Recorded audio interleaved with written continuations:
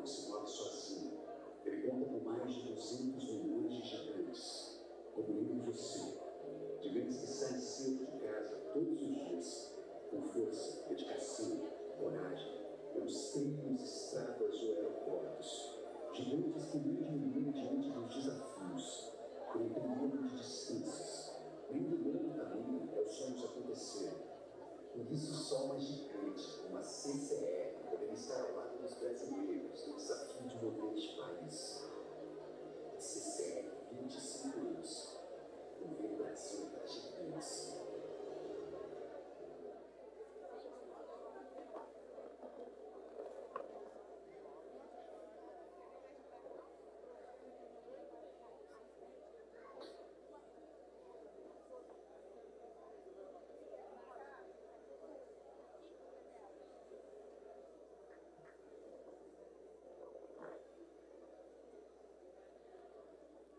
Oh, que beleza de casa cheia, gente. Boa noite.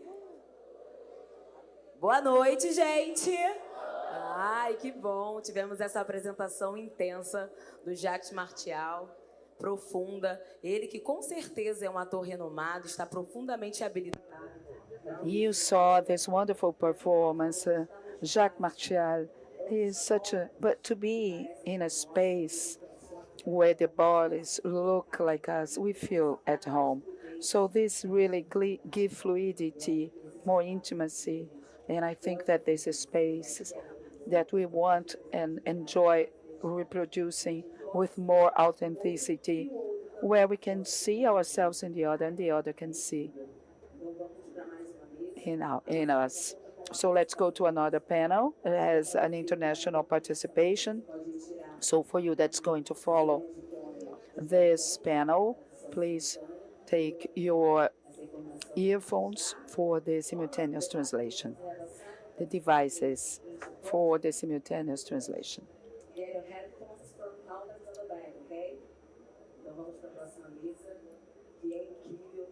So let's go to the next panel. It's an incredible one, has some very, very important personalities. It's going to be a conversation that's going to promote a wonderful knowledge.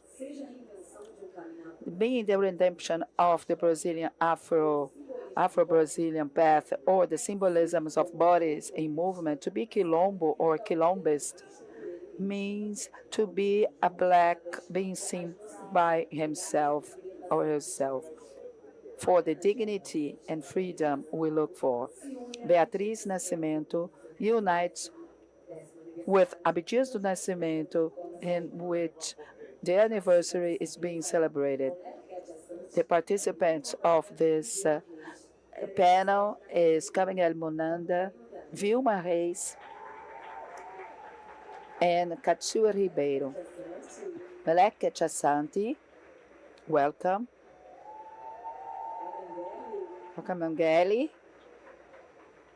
Kabengele Monanga.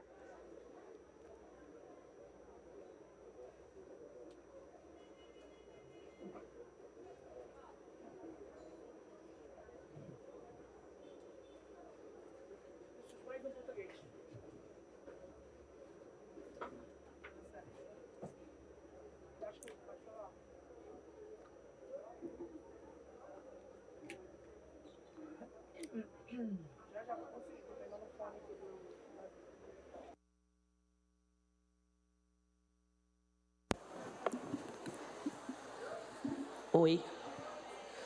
Saudações, família. Hi. My greetings. I ask for permission to talk, to speak. And I ask the blessing of my elders, my youngers. And I'd like to say that it's an honor to mediate such an important panel. In the backstage, I told Vilma Reis that in SIAD, in the Conference of African Diaspora in 2005, I told her, one day I'm going to be like you. At that conference, I also met Dr. Mulefka Shashanti and Dr. Kabengele Munanga. And today, I have the honor to be at this moment with these persons. It's a gift of the ancestrality. I've already told that I zeroed the game. So this panel proposes to think about the legacy of our great ancestor, Beatriz Nascimento. And from the perspective of the quilombo, Professor Conceição, you are here, marvelous. Professor Beatriz Nascimento has left us a very important legacy that invites us to rebuild ourselves as people, as paradigm of existence from the quilombo. It brings in its narrative that where we are the experience of quilombo itself. In confluency, as our great ancestor says, negro bispo, Professor Abdias Nascimento in the quilombismo also introduced the quilombo as a non-space of a fugitive black, but a space of reconstruction of our agency, as Professor Molefe has taught us in Afro simplicity, and brings as an anchoring point that Africa is not a cultural desert, as also Professor Kabengele affirms. So with these two ancestors and with the teachings of these ancestors, we have the possibility to localize ourselves as black people as paradigm of African existence, and we reconstruct ourselves inside this space that we forcibly were submitted to listen to Vilma Reis, Kabengele Monanga, and Dr. Molefe is a gift, especially to be able to leave this place, as Wanda Machado used to say, looking at our micro territories. They are not micro, they're not micro, they are macro, that these territories has the antidote to reconstruct our humanity that was broken by the colonial process.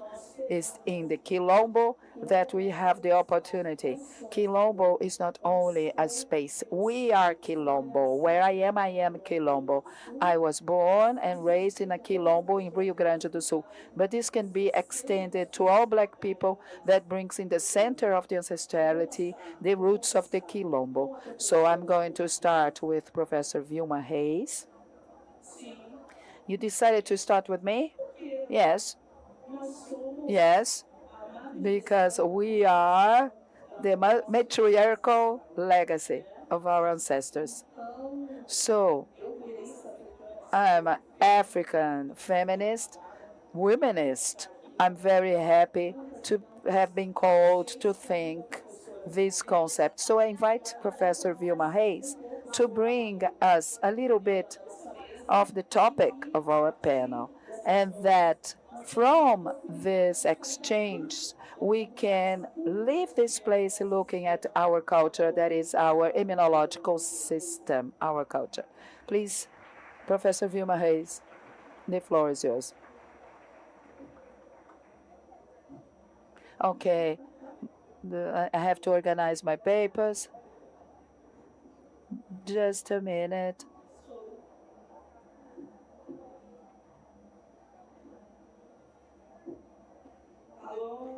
Hello, good evening. Good evening, everyone. Good evening, Rio de Janeiro. Good evening, Brazil. Good evening, world. Good evening, blackness.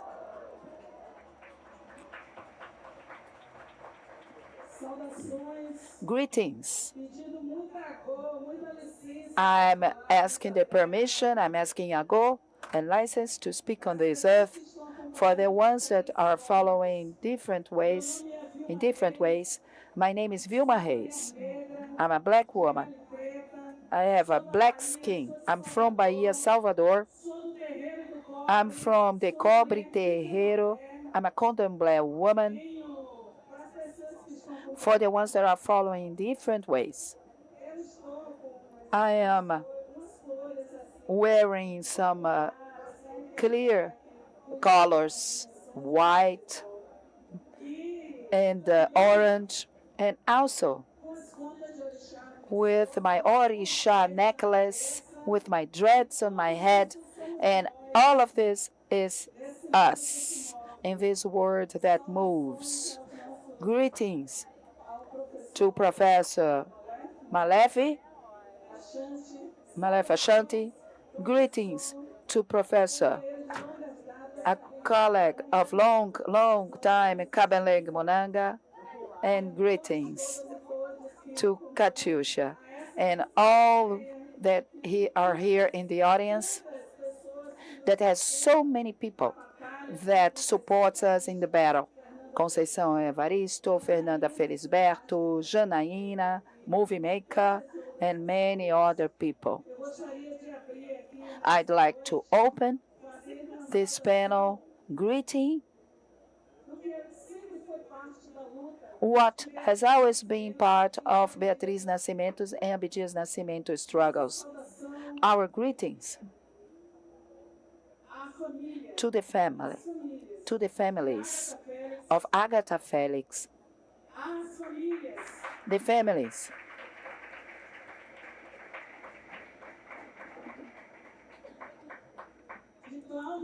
of Cláudia da Silva,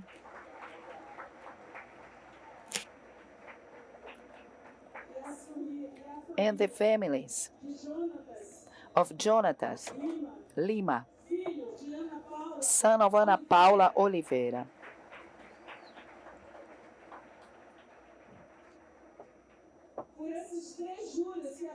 For these three events that happened in Rio de Janeiro, all the ones who killed these persons were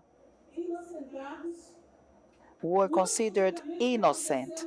The last trial that we had was related to the murder of an 8-year-old girl, Agatha Felix. And the result of that trial was considered that the policeman didn't have the intention to kill, and a child is shot.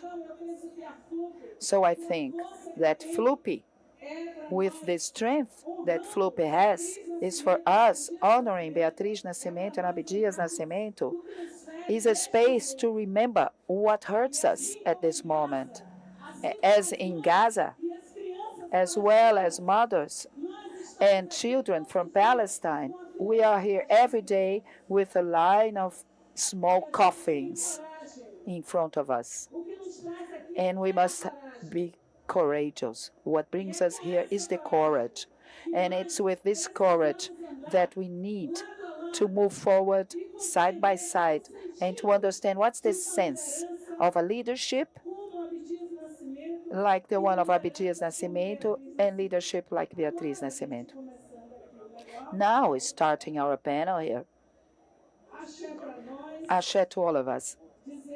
I'd like to say that Abdias Nascimento and his dream of liberty,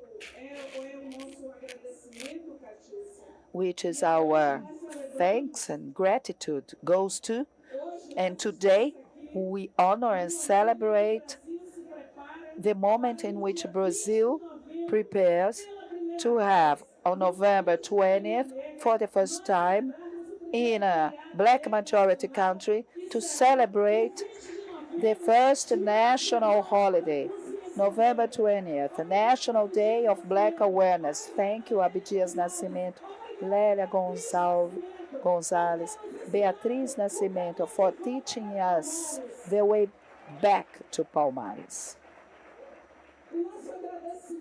Our gratitude, because Kabengele, when we read the preface that you wrote for Quilombismo, such a courage that you wrote that preface of the Quilombismo, we know what costed this generation,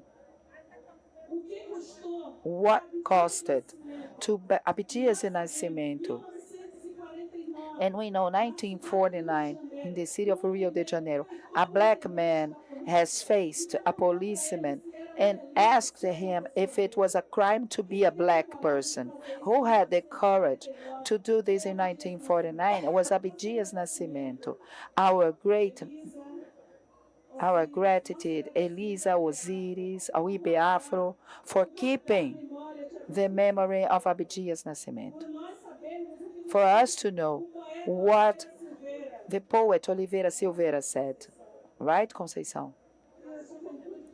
And the youngsters has sung once more during the parties.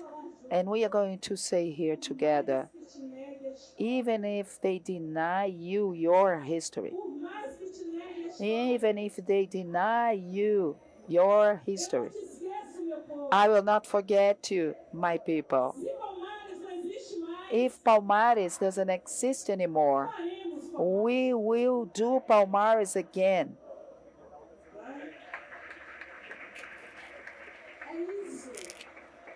That's it. So, and this November 20th is not another one. This November is a November in which we managed to accomplish our task, our inscribed task by Silveira Oliveira in your city, in Porto Alegre, with the Palmares group in 1972. We managed, after 52 years, from 72 up to 2024, we make it. Oliveira Silveira, poet, journalist, professor, activist. We have taken and assumed this task. So, Dawn, the first greeting, Floop 2024, that celebrates the memory of Beatriz Nascimento from Sergipe, that planted revolutions in the city of Rio de Janeiro and has taught us the way back to Palmares. And this Black November happens in 2024 for the first time as a national holiday. And Beatriz Nascimento has taken quilombo as a model of thinking to face the horrible racism in Brazil. With the Ori, the movie, Beatriz gave us the ways possible. Beatriz, up to 2012, and up to our 12th Floop, so many waters have flown in Brazil. Abdias Nascimento was born in March 14, in 1914, as well as Carolina Maria de Jesus. From Franca to Rio de Janeiro costed a lot to Abdias. This difficult date to all of us, March 14th, for us, will never be the same. After the brutality of the political violence has taken away from us Marielle Santos. So, through the abrupt death of Marielle, everyone takes us to what Abdias and Beatriz taught us, aquilombar, to build quilombos. More than ever, we have to build quilombos. When we see the black women in the Brazilian politics, in which, in a shameful way, from the right to the left, organize themselves in a way to give amnesty to all the political party that didn't accomplish the quotes to black people, we have together to make a quilombo, to know how we're going to organize. This was the task that they left us. Abdias, as a senator of the Republic, as maximum dirigent, Abdias that raised in Lagos, that raised and wrote a letter to the First World Conference Against Racism in 1978, and Beatriz Nascimento that in 1976 has told us, we have to go back to Palmares to understand who we were. So it's very strong. When Alex Hatz reorganized the thinking of Beatriz Nascimento, so that the new generations would read Beatriz, know Beatriz, have contact with the Beatriz concepts and the effort that we're putting in. From the moment we celebrate the 90 years of Abdias, and it reminded me of, doing this panel, and I know Professora Machado passed in this event, and I had a panel with Abdias. When we're young, we have such a courage. I went to a panel with Abdias. I'm telling you, it's bravery. I left the prison young. But in the 90s, I went to a panel with Abdias. And in the middle of the barracão, who was watching was Mãe Stella de Oxóssi, I am brave, right? Aren't I? So this is important to say that our quilombo, the country, to speak to the Pan-Africanism and the diaspora, like Abdias did with the protests, with the power of a black activist. Sometimes people say we're black activists. I agree with Edson Cardoso. I think we have needs to have the courage to say that we are black activists. But we're living the blackanization of our definition, just like Marcelina Garcia says. I think you were here, right? People say, I'm black, but this generation, it took long for them to understand the sense of, saying that you are black. What's the meaning of it? And how did we think about it? I know that Ivana Santana also came here to this stage. And how can we count black biracials and to be the majority in this country? So we say black people, but we learn with this strength of Abdias. He made art of his blood and hope, as he showed in his master thesis about Edinalva Barbosa. And he presented the following PhD thesis from the crossroads, from the iron, about Abdias. So I hope everyone will be able to read it. This book of Abdias, monumental, how this Abdias arts is intertwined with our revolutions. And as black activists, he prepared us to this Brazil we're seeing now, that will arrive to 2030 with the United Nations being, dominated by Brazil, because we have from tomorrow on this summit, this G20, and black women prepared inside our government the 18th sustainable goals for the United Nations. And Abdias and his ancestor present in our life, Abdias would be now celebrating with us, because it is not possible that a Brazil where we live and where we have this biggest window of opportunities for change, it's amazing that we are still, so far behind, so late for a revolution. We can't have such a public health system like we have here, a country in which we have such politics as, a situation of economic power, that it is the one we see. The ones that are, guiding the media as well. So Abdias was facing a huge battle.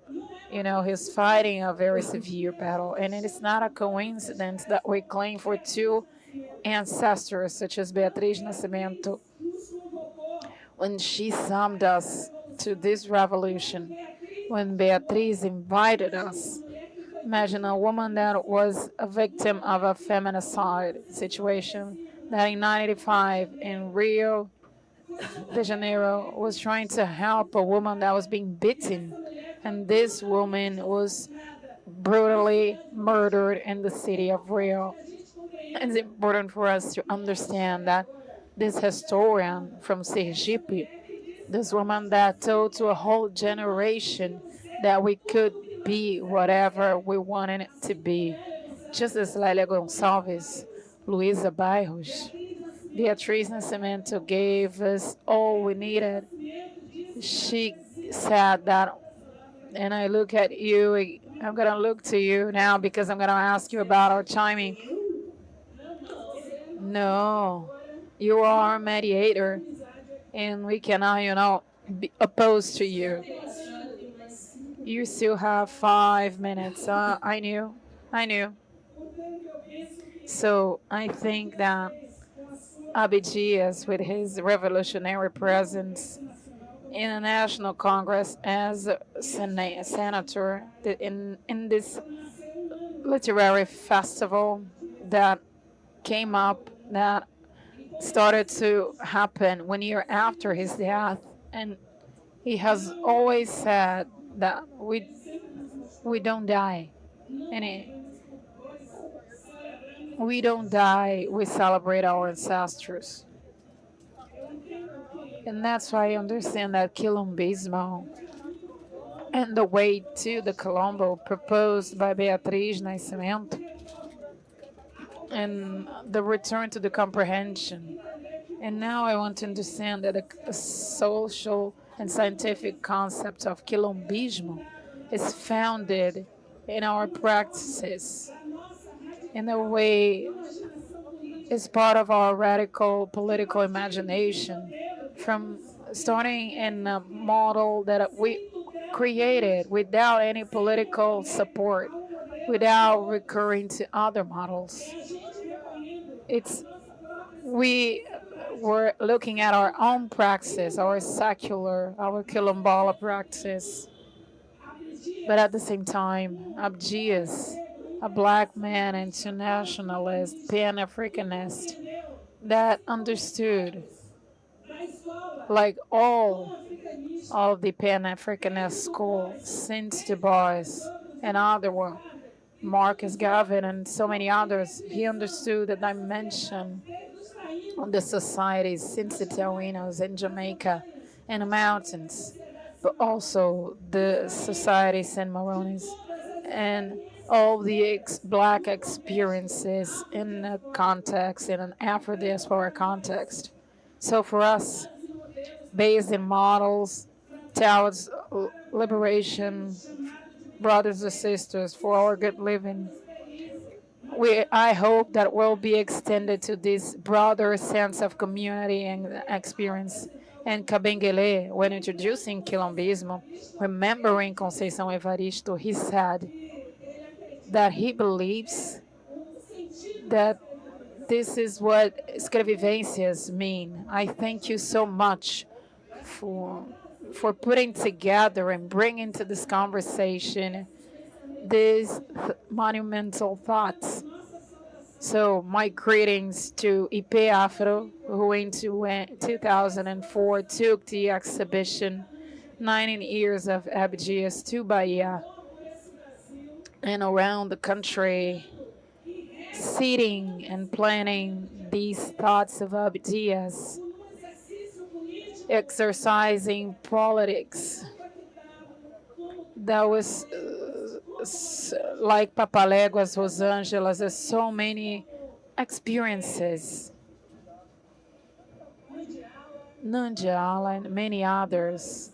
We carry the books and the thoughts of ours in our bags, in our libraries, in our stores, in our workplaces, and Conceição always recognized that.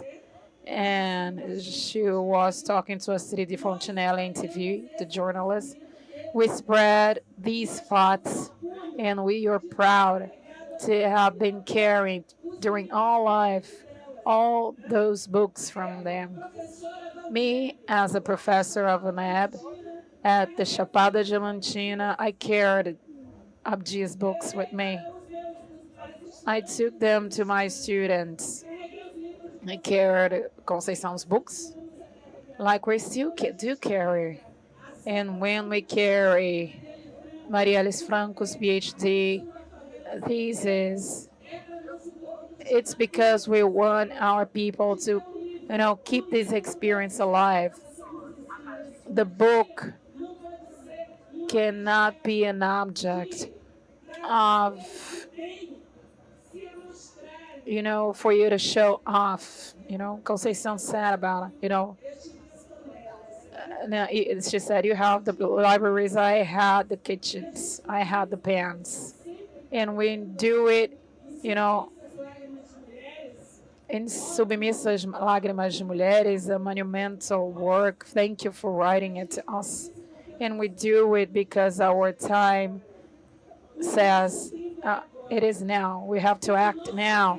Our time is now.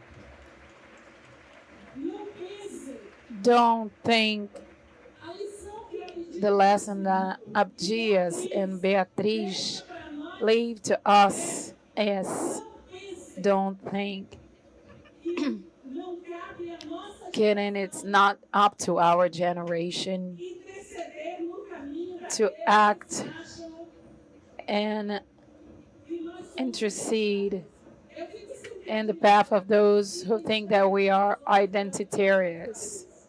I always think about this position of the white man regarding identity in this country. And I'm amazed because I think that the way Floopy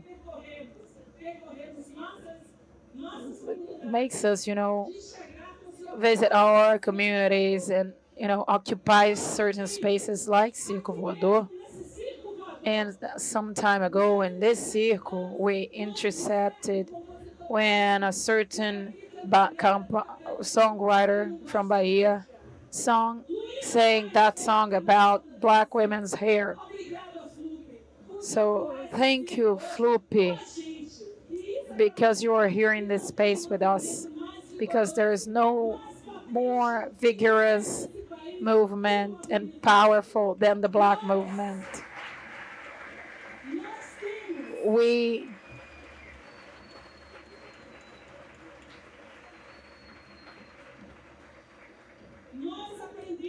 learned from Benedita da Silva, and we heard the poet in this city, and we know poetry is happening.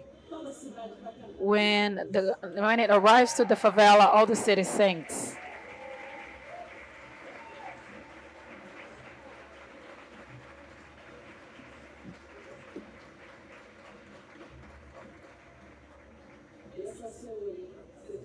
I asked Blessing to Uri that you understood now why I said I wanted to be like her, right?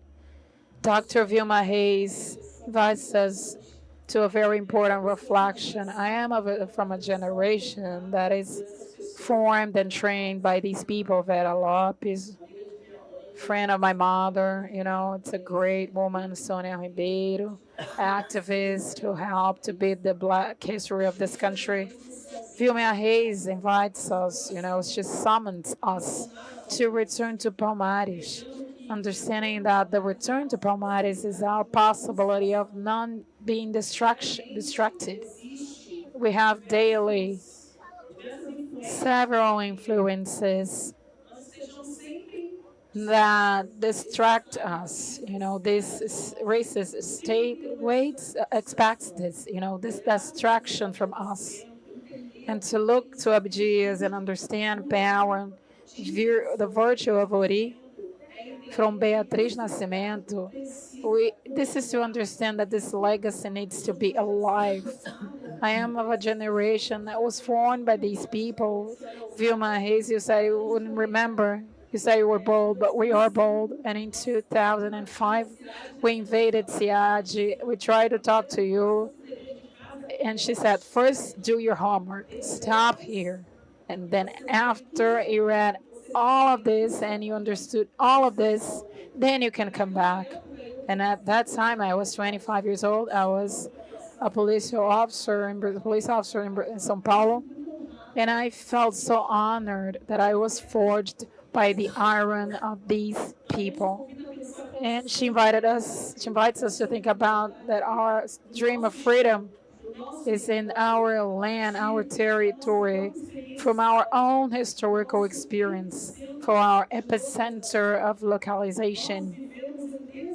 We live in a disagency, non-agency, operating in the agency of the other, understanding that living in the other's agency, it's the extermination produced by a colonialist system that always invites us to move away from Africa. And to return to Africa is to return to ourselves, is to what we are.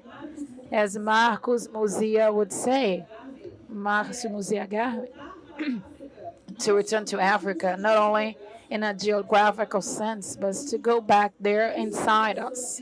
And that's what Abdias Nascimento invites us to do in Quilombismo, and Professor Beatriz Nascimento the same.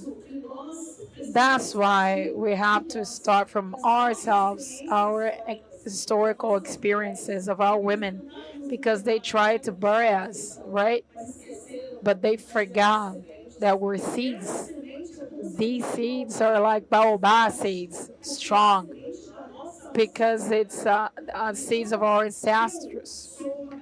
So I am a person that understands the world from this Afrocentric paradigm. And you are a great reference, Dr. Malafi. Being here with you, it's such a gift. I invited the invitation of the Dr. Malafi, and for example, studying for this in 23, 22, and 23. And I recognize that in our territories, our terreiros, our quilombos, we have the possibility to rebuild our lives. And we cannot be distracted, because distraction allows for our children to be exterminated, executed. Our sister Beatriz, she daily asks for justice for a child that doesn't fall, is thrown away in a very irresponsible way from a black woman, from this white woman that throws this child out while she's, hanging around with her kids. So, and we have to understand what we do from here. It's not only coming here and applauding. We have to understand and feed ourselves of what came before us, and to build our agency in this way. We have to build our agency and not to operate under others' agency, because white men don't want anything with us. They are not interested in our lives. They protect themselves.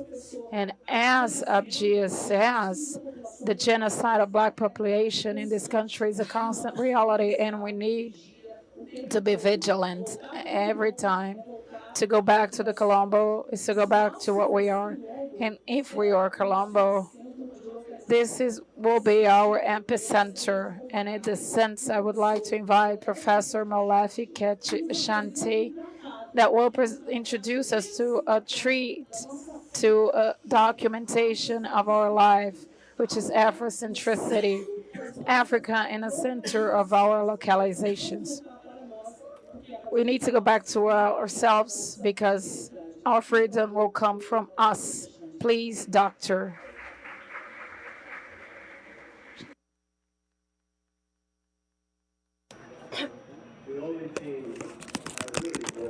A única coisa que eu realmente sei. Probably should have been the first speaker.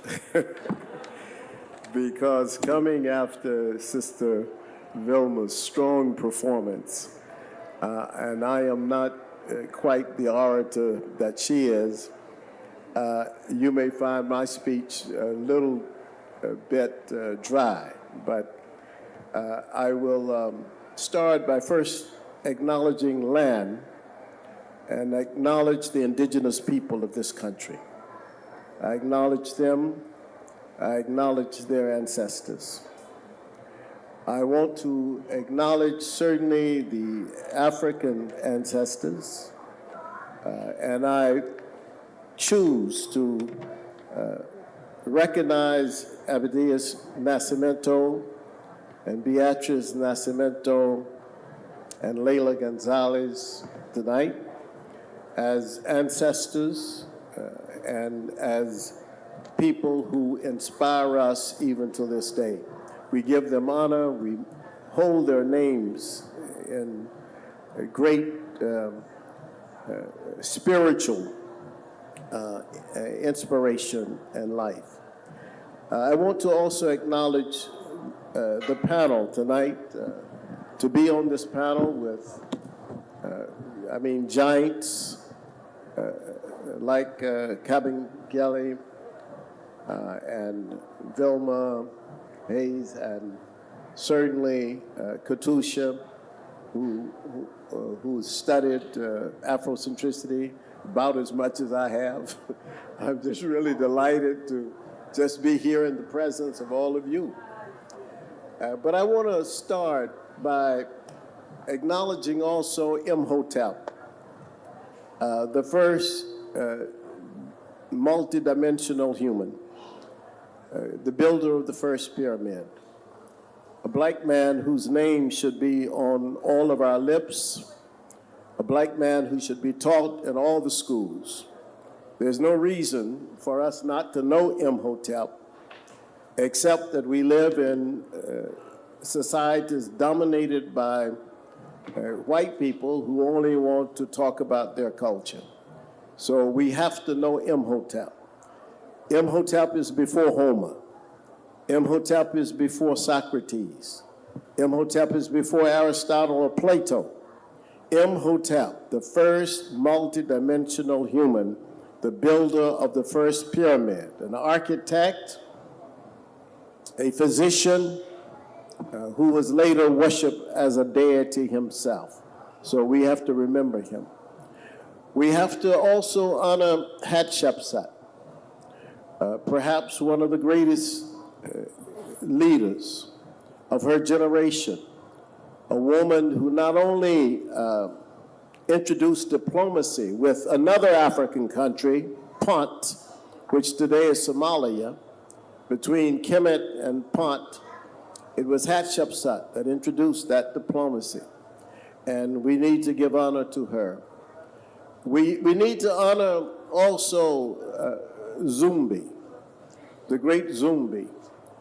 We need to honor all that he meant to us in terms of his courage. And so tonight, as I talk a little bit about Beatriz Nascimento, I want you to remember all the ancestors that you know that have helped and assisted us in our consciousness, because quite frankly, without our consciousness, we cannot do what Kwame Ture, one of the great organizers of his time, used to say to me all the time, Molefi, we have to organize, organize, organize. And I say that here tonight to you in Rio. You have to organize, even if it's only 5 or 6 people. Organize, be organized, have an organization with a purpose. And the purpose may very well be to defend black people. It may very well be to defend black people from media images, from social media images. It may be to feed people. Whatever it is, you need to organize. You can do many things if you organize. But that's the key, and that has been the key to what we have done and tried to do in the U.S. I mean, of course, as you can tell from our recent election, we know that latent white racial supremacy ideas still exist in the American society. And we know also that we recognize the existential crisis that they feel, and I'm sure in Brazil, the whites probably feel the same. They're not having as many children. They know demographically that eventually the black population and the brown population in the United States will be the largest population in the next 2 or 3 decades. So there are issues and there are crises that are in existence that we have to be aware of. I want to also give praise to 3 individuals that have been very strong mentors to me. One is Sheikh Anta Diop, D-I-O-P. You should know his name. Sheikh Anta Diop was a Senegalese scholar. He was the greatest African intellectual of the 20th century, in my judgment. And Sheikh deserves great praise. And you need to read his book, The African Origin of Civilization. I was very happy, by the way, to find in the bookstore that they had a copy of my book in Portuguese, The History of Africa. Is now in Portuguese, and they were having it in the bookstore. I was very happy to see that. But Sheikh Anta Diop is extremely important for consciousness. In addition to that, I want to recognize Steve Biko, because Biko was also a great influence on me. And many of the things that I have said, I learned from Steve Biko in South Africa. And also Abdias Nascimento, who was my mentor. In 1984, I met Abdias Nascimento in Buffalo, New York. We were colleagues. He was, of course, my senior and my teacher. So I am extremely honored tonight to be here in the presence of all of you to talk about quilombo and to talk about Beatriz Nascimento in the context of that. So I'm gonna read a few pages, then I will talk, and then I hope I will not take too much time. Beatriz Nascimento takes her place alongside the intellectual giants of thought from the time of Seja to Sylvia Wynter, from the Kushite Candaces, Amani Shaketi, and Amanuenses, to the prominent leaders of the Brazilian endarkenment, instead of enlightenment, endarkenment, when African people here connected with their African ancestors and found their voices to speak their own experiences to the world. Beatriz was a compatriot of Leila Gonzalez and Abdias Nascimento, two of my personal mentors and friends.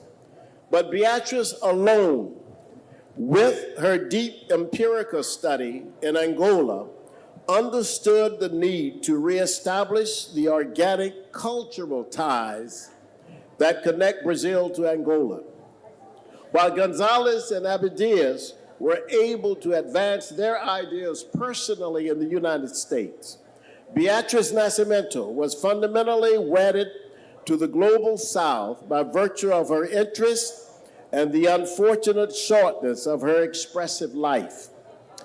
In concentrating, as she did, on the necessary agency of African Brazilians, I contend, and I heard a wonderful discussion earlier today with Abena Busia,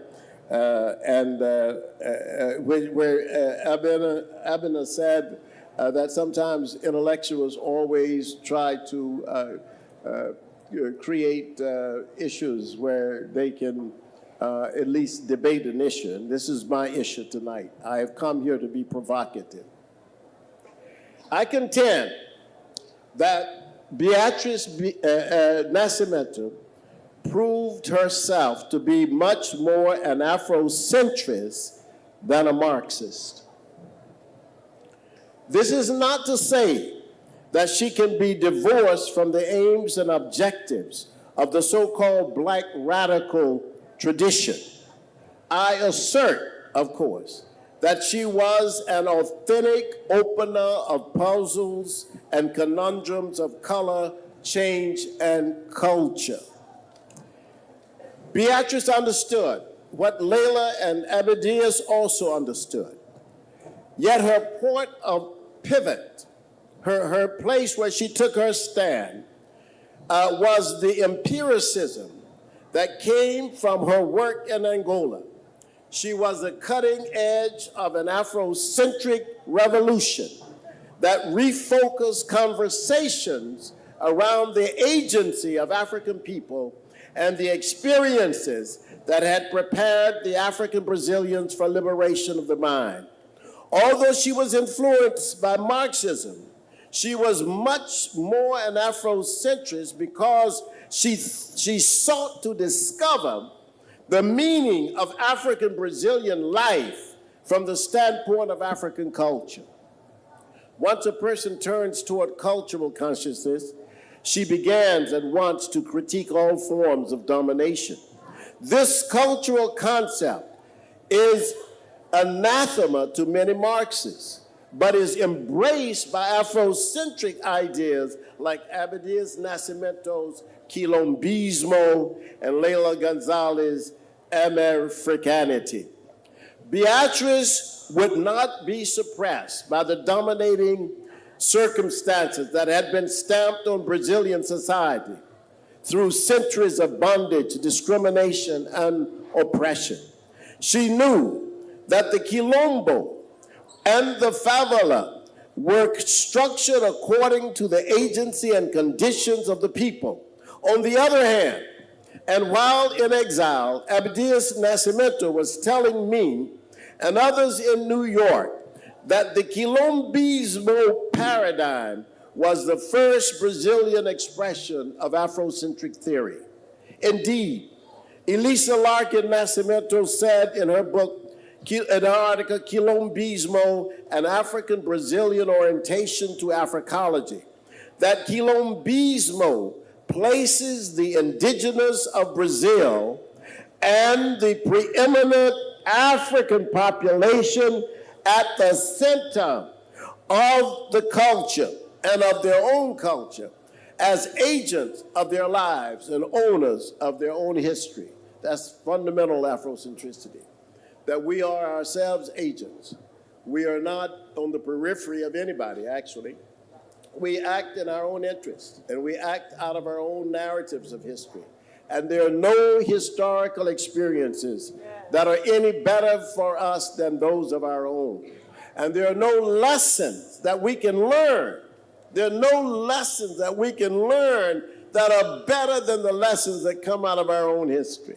And that's why the quilombo becomes for me, as it was for Abdias Nascimento and for Beatriz Nascimento, it was the epic of your people. It is the epic of the African Brazilian. There is no epic greater than that. There is no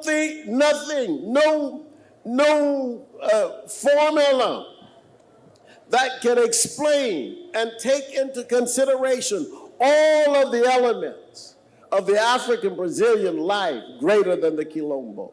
The quilombo itself is the incredible epic that was so powerful. Beatriz's works, so rich and robust, are representative of the enduring spirit of Africa and the Brazilian people. Reading her writings as an Afrocentrist, one can see that she is not far from the classical civilizations that established the canons of culture, that wrote the languages of dance and movement, and that not only did that, but articulated the first words of wisdom as proverbs. Let me tell you something. Don't let people tell you that philosophy is from Greece. Philosophy is from Africa. And in fact, the word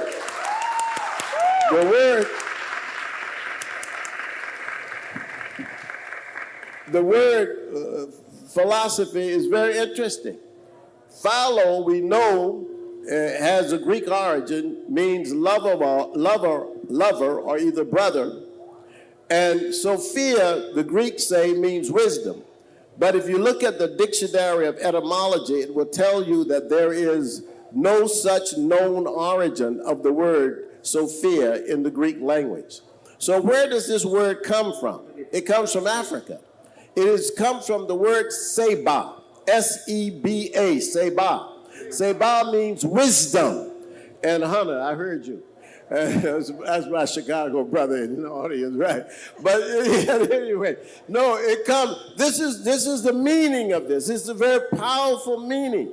So what did Europe do? Europe just simply took something from Africa. And by the way, the greatest contribution that we have made, that African people have made to Europe, is not our physical bodies, and not even the mineral wealth of the African continent. It is actually our mental knowledge.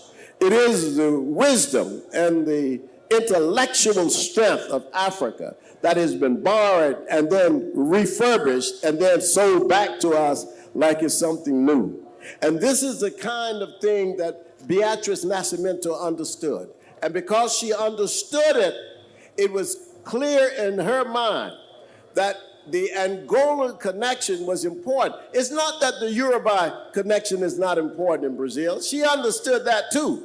But she also recognized with the quilombo to study the villages in Angola, to study how people created them, how they structured them, what the governance pattern was. It's very important to understand that the notion of flight, that is, African people escaping from bondage, was not a notion in her mind that meant that they were just trying to leave physical labor. It meant for her meditation. It was strategy. It was an idea that you had to think about. It was not just, I'm just going to run away from the enslavement. For her, she understood that the quilombo was not just mere shelter for people. That was not what it was about. It was more than that. It was the center for peace. It was also the center for struggle. And she understood that with it came cultural ideas, ideas that came out of the people themselves. If you don't have cultural ideas, you can't advance. So this was extremely important and very fundamental in her understanding. So there's so much more to say, but I don't want to take too much more time, but I will just sort of close this on this point, that Beatriz Nascimento also understood this, that no society that was not willing to confront the genocide of the indigenous people, and no society that was not willing to confront the enslavement of African people, and no society that was not willing to confront the subordination of women could ever express itself as a progressive society. And this is what she was dealing with. And she took all of that to do one thing, and that was to amplify our agency. Because agency is always under threat. There are people who want to confine your agency. You want to do something, you think you're doing it, and you want to move somewhere, and someone says, no, you can't go there. You can't do that. I'm not going to allow you to go there. I'm not going to allow you to have this position or that position and so forth. But what she said in her understanding was that then what you have to do is to continue to redefine. And because part of our problem all over the African world, and I've traveled a lot in the African world, and I just go from one African place to another, from the Palenques in Colombia to black people in Brazil, in Mexico, wherever. I'm looking for African people. We got the same problem. And the problem is that the 300 to 400 year oppression by Europe has in a tremendous way damaged our own connection to our consciousness. And part of what we're about is how to regain that consciousness, and Beatriz Nascimento was on that. And I'll just stop here.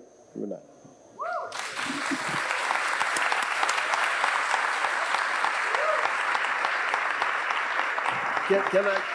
Yeah, and I just do want to remind people that I've sent this paper in Portuguese and in English to FLUP. So at some point, I'm sure that it could be reproduced. Thank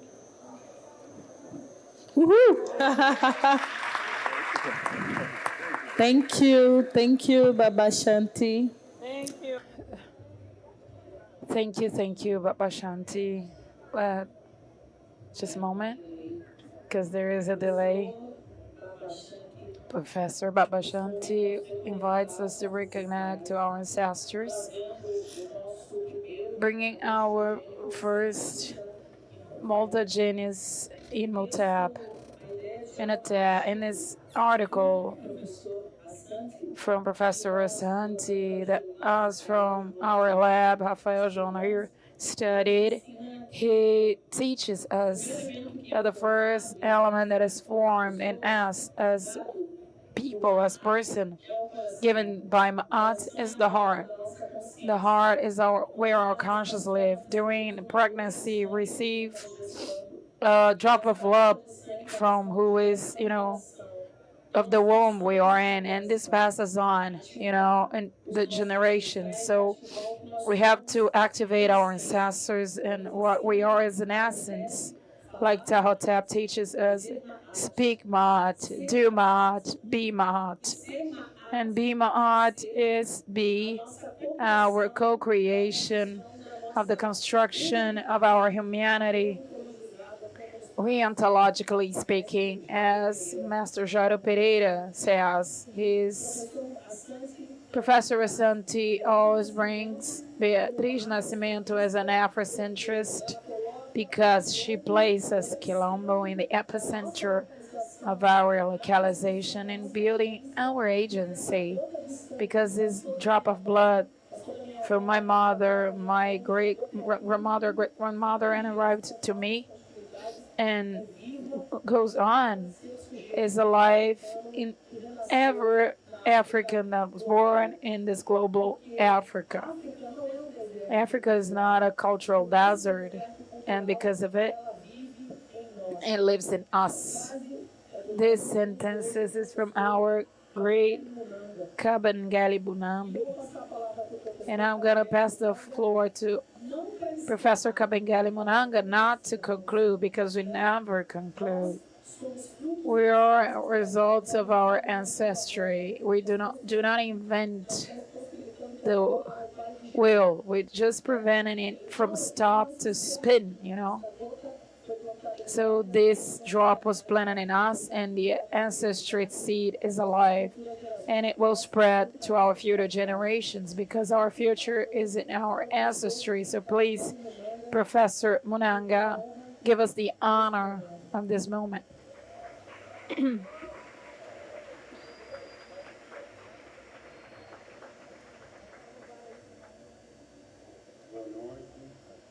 Good night to all of you. Good evening.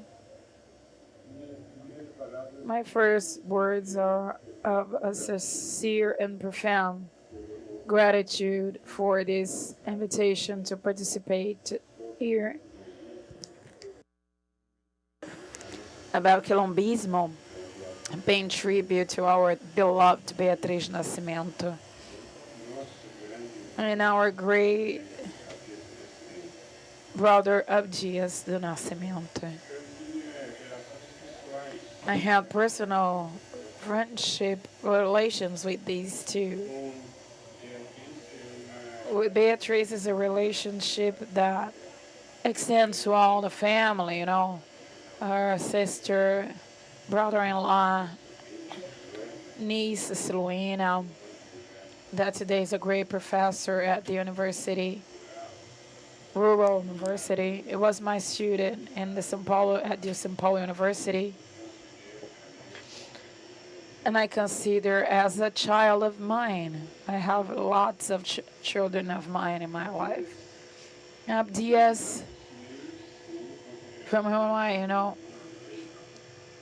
a person I considered an older brother, to learn from him.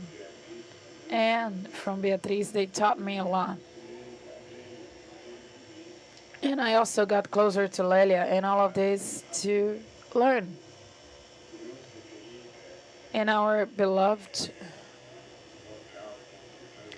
immortal Conceição Evaristo, who is here, know how I learned from her, and I repeat what she wrote all the time, to show that our narratives need to be have to start from our own life experiences and not from others,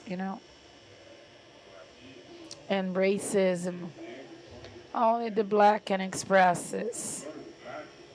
The pain of labor, only women know about it. Men cannot.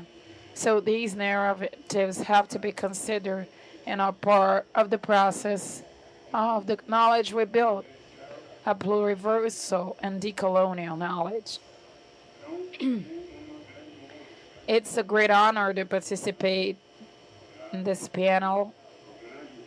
Besides and being here with this great intellectual Molefi Asante, who is one of the creators, founders of the Afrocentric thinking in opposition to the Eurocentric thought, and helped us to decolonize our thinking and value our vision of the world within the Pan-Africanist thinking. And it's an honor to be here with Vilma Hayes, one of our greatest stories.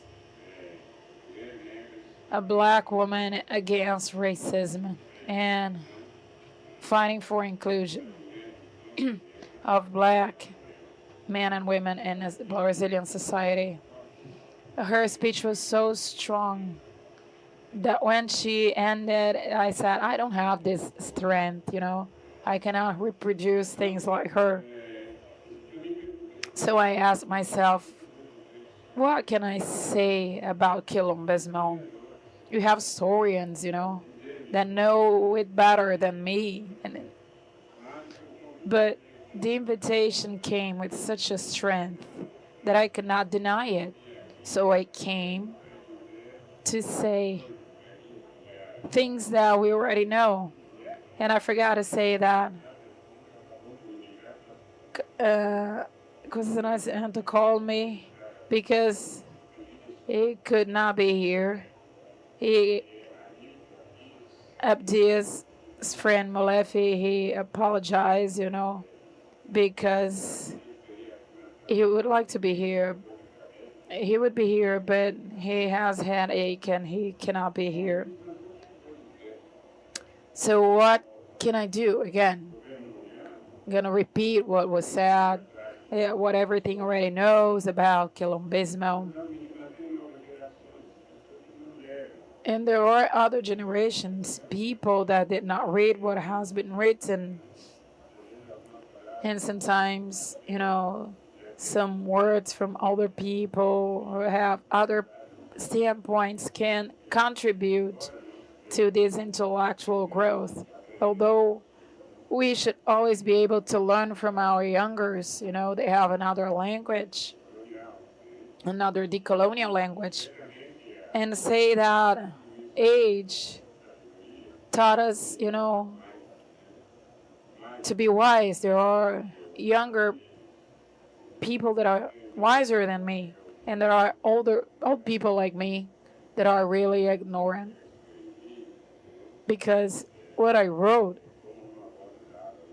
is like a drop in the ocean.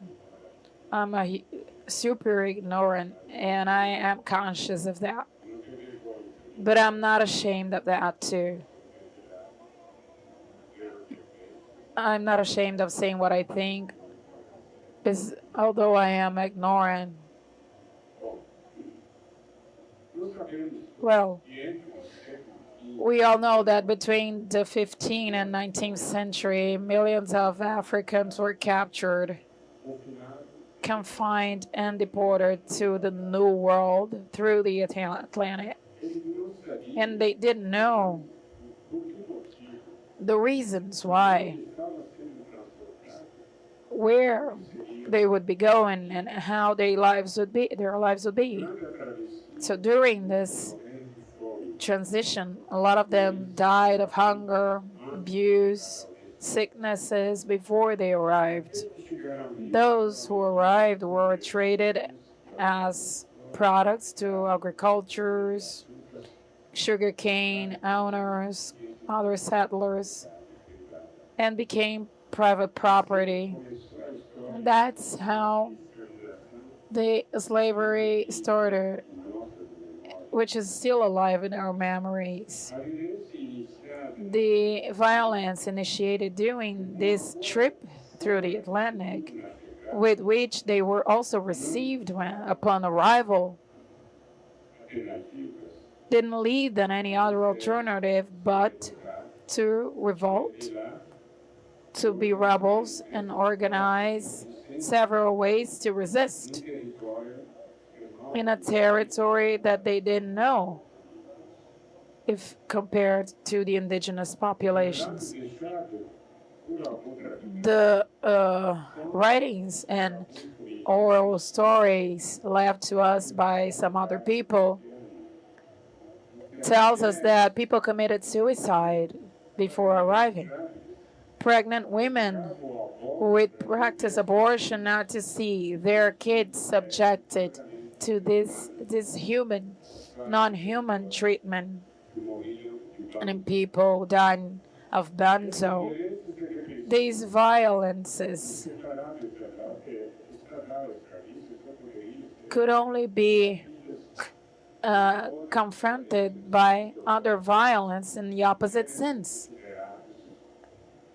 That should be considered as a legitimate defense. As our brothers from Black Panther used to say, you don't disarm with poetry a person with a mitra, with a gun. That's what happened in all regions, part of the New World, where they had enslaved people. And many movements of rebellion started to uprise, started to appear. Wars, urban rebellions, suburban rebellions, but above all, these agitations were a movement of collective escape that led to the formation of the so-called quilombos, palenques, cumbis, mocambos, mambeses, and etc., that we can reunite under the term quilombismo.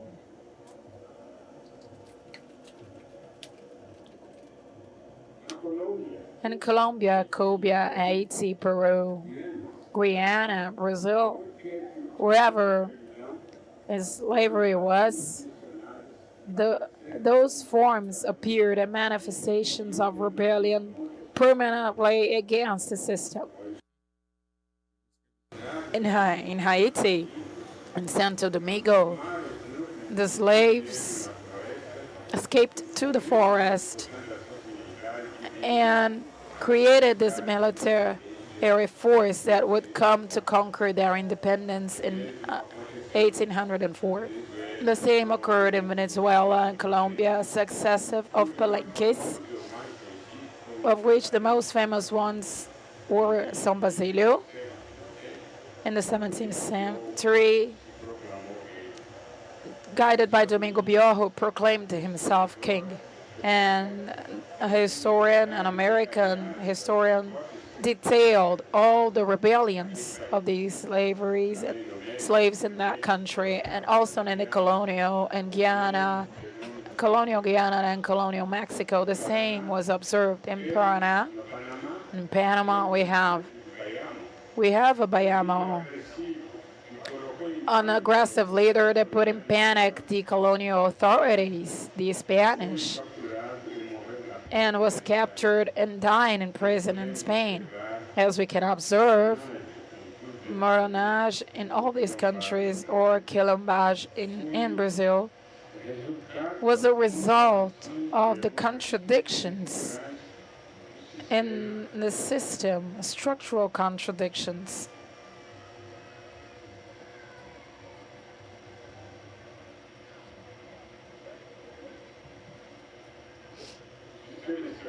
Of this slavery system, reflecting its dynamic in terms of conflict, the negation, the opposition of the system by the oppressed.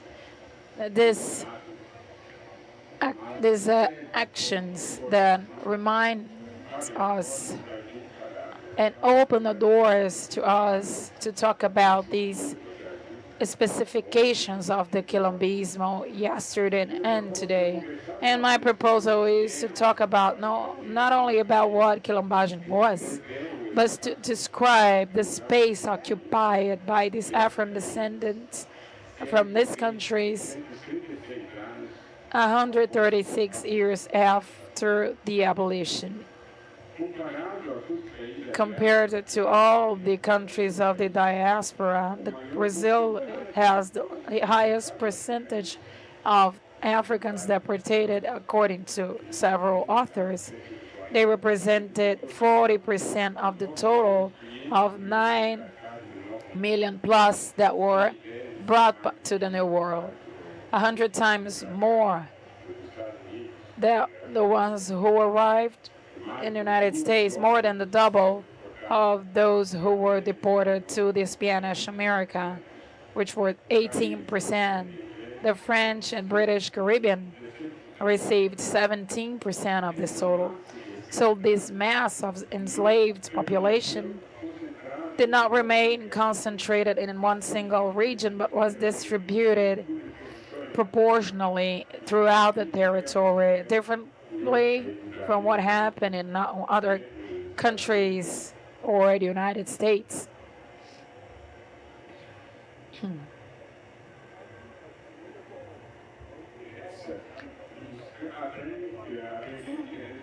And this resulted in quilombos in all the Brazilian territory, from north to the south, from east to west, and in the center.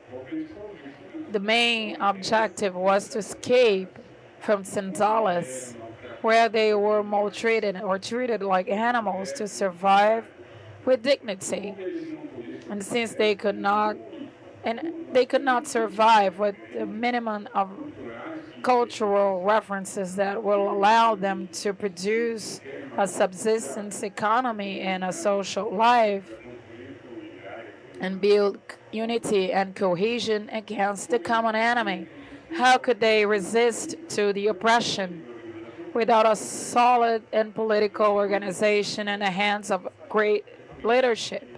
That's why they adopt and recreated a political model, African political models that are still present in their collective memories. And this resistance was generalized in all the countries where the diaspora existed. But the black enslaved people did not rebel and created their quilombos for this, although defending their liberty and dignity required their cultural resistance. During almost 400 years of slavery, many communities, quilombolas, were formed.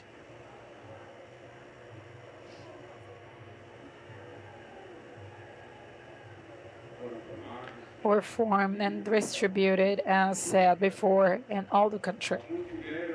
Some had a very short life, other longer life, but always trying to fight against the dominant class, whose existence depended on their productivity based on the enslaved work, non-remunerated. But the most important quilombo was a Palmares one. That was, in fact, a conglomerate of many quilombos organized under a leadership, a well-known Cangazuba, who is Zumbi dos Palmares, in a Bantu language. Palmares was considered a republic if compared to the Portuguese enslaved colonial society. It existed against this system and was able to destabilize it regionally. Suffered, as we know, 30 ex-Portuguese and Dutch expeditions. So this concept of quilombismo and the thoughts of Abdias Nascimento, a great Brazilian and intellectual activist, means ideologically the fight for resistance, defending life, freedom, dignity, that characterizes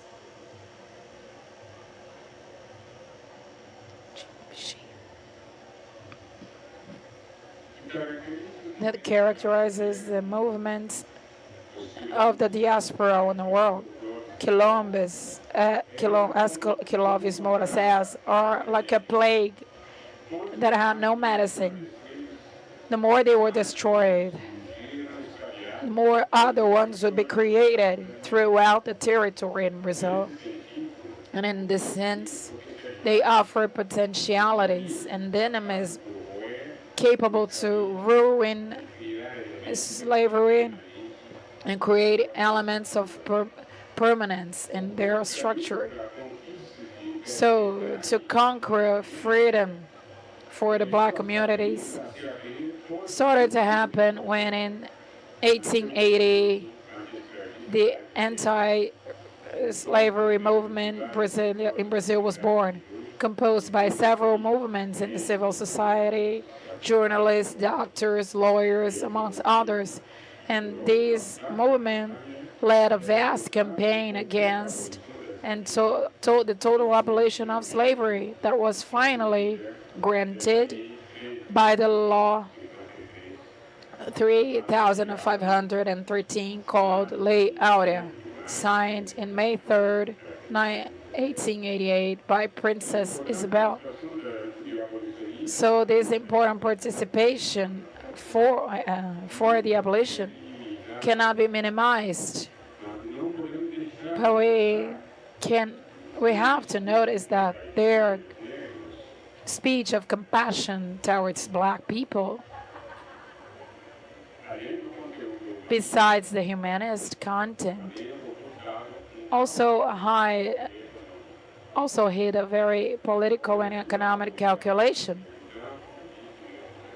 Brazil abolished slavery 40 years after France and 24 years after the United States.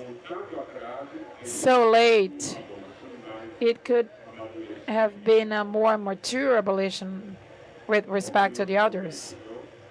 What didn't happen because there was no rupture due to incapacity of eliminating the deep inequalities produced during the slavery period. On the opposite, it produced a model of racism that kept the status quo. And by maintaining the status quo, the relation between master and former slave was transformed into the relations of black and white people today, and superior and inferior people today. That's why we say today that the Casa Grande and Senzala still remains, but with just new clothes. The black population is still in the Senzala among the poor ones. They are not part of the dominant class in the left or right wing. They are not part of the working and entrepreneurship, the bourgeois. So we are living in these circular movements in a sub-represented way in the corridors of the universities, public or not. So May 3 is a historical date because thousands of blacks were killed for claiming the form of abolition that unfortunately didn't transform into the material abolition. Because of the ambiguity of this date, the black movements today are consolidating the November 20th as national date for the black consciousness. On this date, Zumbi, black leader that combated against the Republic resistance, was captured and beheaded. In the official document of the abolition, he is still put in the actions of the abolitionists, and at the same time, they erased what happened before and right after. Because the reality of the black population before and after the May 13th is unknown and deliberately forgotten. What the new generation is trying to unbury.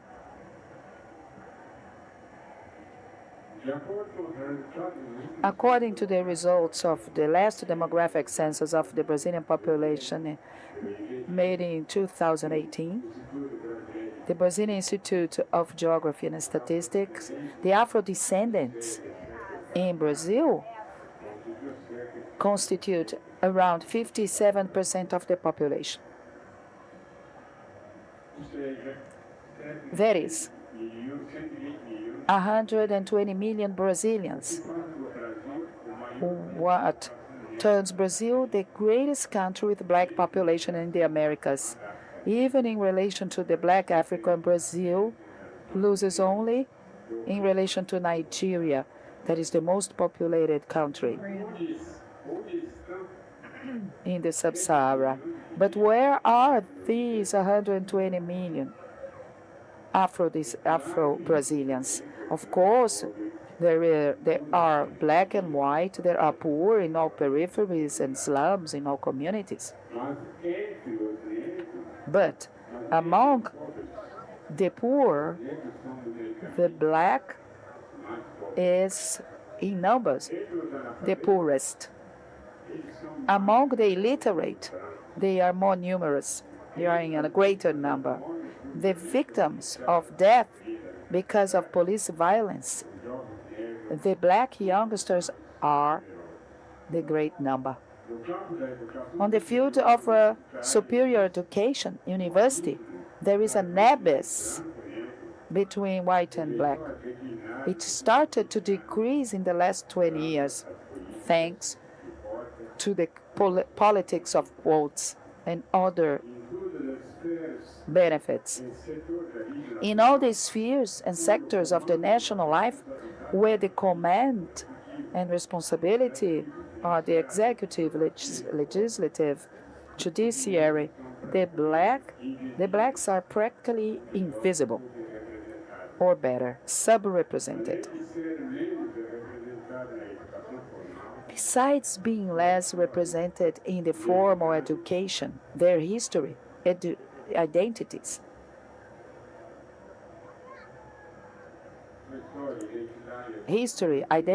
and culture of the ancestors were not contemplated in the school education. So that's why the laws were approved in 2003 and 2008 and obliged the teaching of the history of the Afro-descendants, the Afro-Brazilians, and Afro-culture. Laws that are not completely applied, but they are very important achievements of the black movement in Brazil.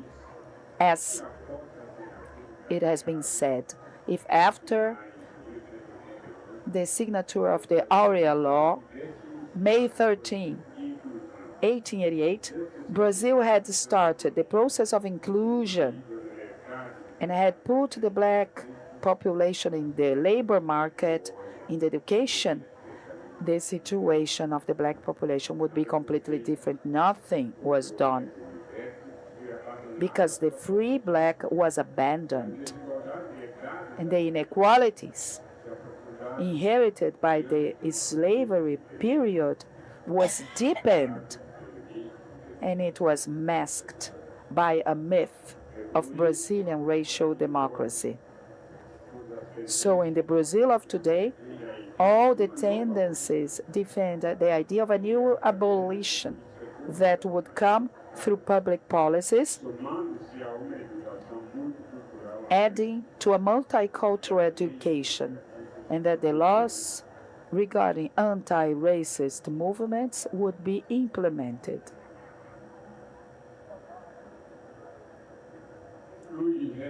I conclude saying that the quilombage was to break the slave movement, forcing them to close the doors. However, the free black is still marginalized. It's an evidence that the emancipation for which they struggled, it's an unfinished work. So this slogan, aquilombar-se, translates the idea of a permanent resistance and struggles, even if we had had some symbolic achievements. We need more affirmative policies. Thank you very much.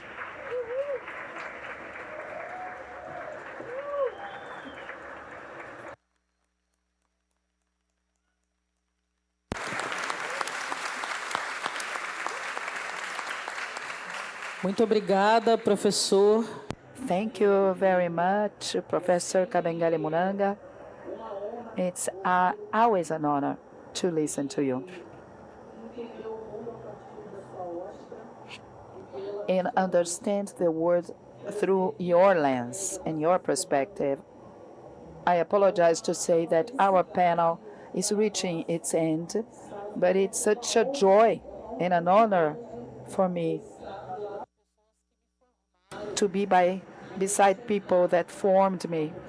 And now I'm sitting down with Professor Vilma Kabengele and Santi, that were the persons that formed me. I conclude this panel with two passages.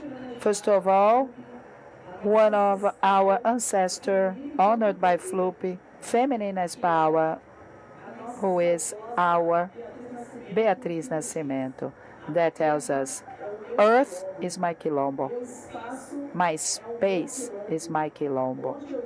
Where I am, and when I am.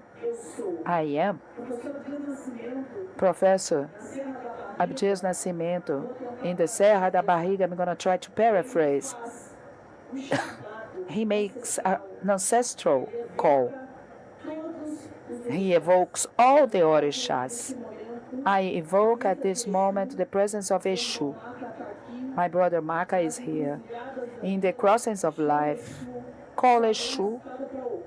I'm a woman that was raised by Ogun, and to have the possibilities to the share of Shango, the strength of Oya, and with the mastership of Oshosi, with the greatness of Nana, with the virtue of Oshun, with the wisdom of the Oridi Emonja, bless your blessing, with the intelligence of Oshumare, with the expertise of Logun Ede, with these leaders,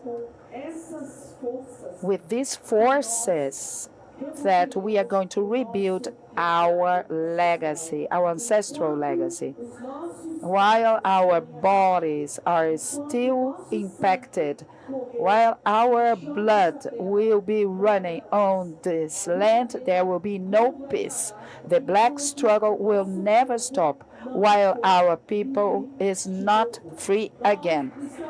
We are here again at service of the emancipation of our people. It's not possible to have a state killing our children daily and still be this way. 5 shots on the face of our parliament representatives to rape our women. We are the greatness of Hopepi. We are the presence of Jimate. We are the future of this nation. Without us, there will be no peace. Without us, there will be no freedom. And it's only there that we are going to rebuild and we'll do Palmares again. Ashe to all of us. Ashe in all of us. Hopepi. Thank you.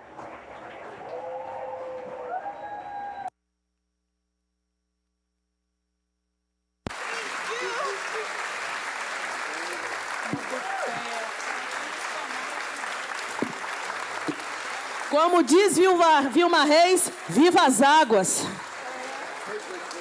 Oh, thank you! Viva as águas! Minha foto aqui, vem aqui. Obrigada.